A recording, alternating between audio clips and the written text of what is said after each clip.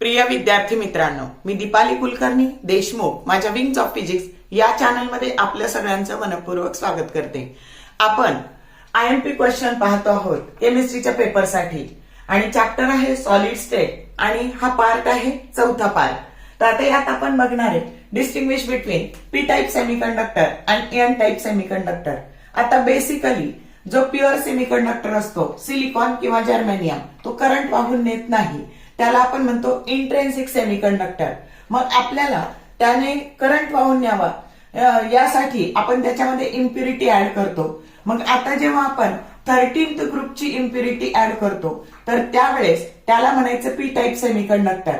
आणि ही जी प्रोसेस आहे तुम्हाला डोपिंगची व्याख्या येऊ शकते, process of adding impurity in a intrinsic semiconductor that is called as a doping किंवा the process of adding impurity for a pure semiconductor म्हणजेच intrinsic semiconductor that is called as doping. आणि जे element आपण वापरणार आहे त्याला काय म्हणायचं, डोपंट असं म्हणायचं.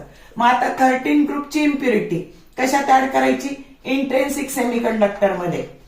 मग आता इंट्रेन्सिक म्हणजेच हा 14th ग्रुप असतो, आलं का लक्षात.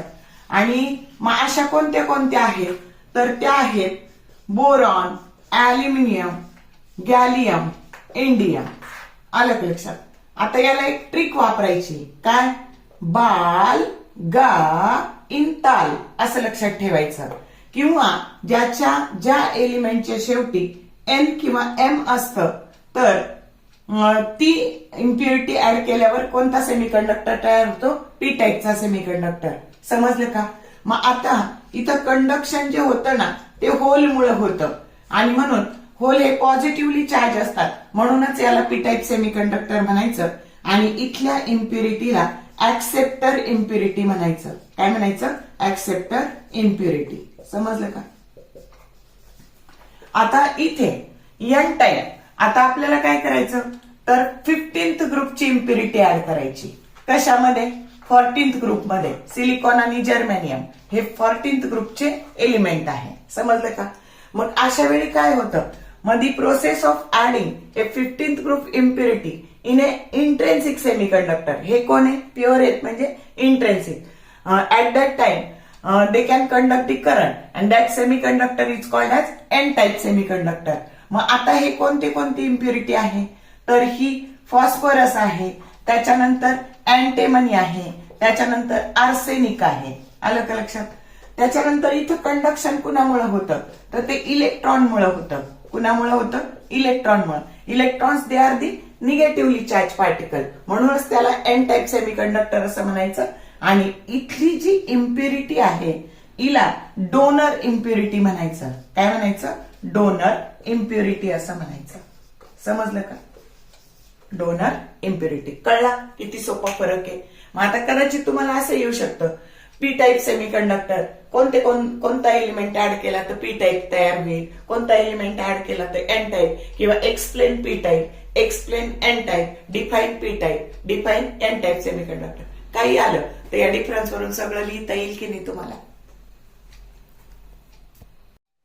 आता बघा, तुम्हाला कंडक्टर, सेमीकंडक्टर आणि इन्सुलेटर याची व्याख्या किंवा त्याची कंडक्टिव्हिटीची रेंज असंही विचारू शकते.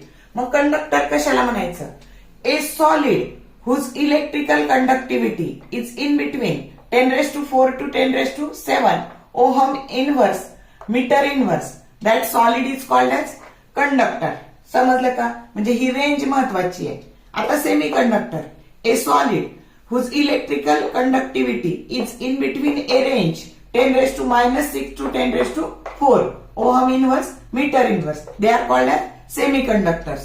आणि insulator a solid whose electrical conductivity is in between 10⁻20 to 10⁻10 ohm inverse meter inverse, they are called as insulator.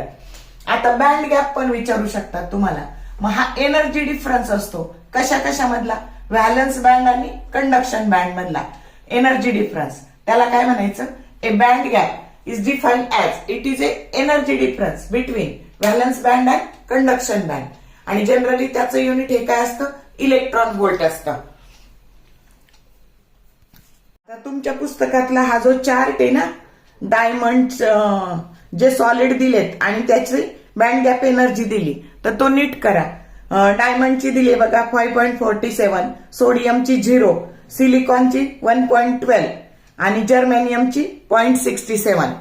मग आता याच्यावरून काय लक्षात ठेवायचं, तर यांच्यामध्ये बँड गॅप 0 असतो, यांच्यामध्ये कमी असतो बँड गॅप, आणि इन्सुलेटर मध्ये खूप जास्त असतो, असं नीट लक्षात ठेवायचं. ओके. तर व्हिडिओ आवडला, लाईक करा, शेअर करा, कमेंट करा. तुमच्या अभ्यासासाठी तुम्हाला शुभेच्छा, and thank you for watching this whole video.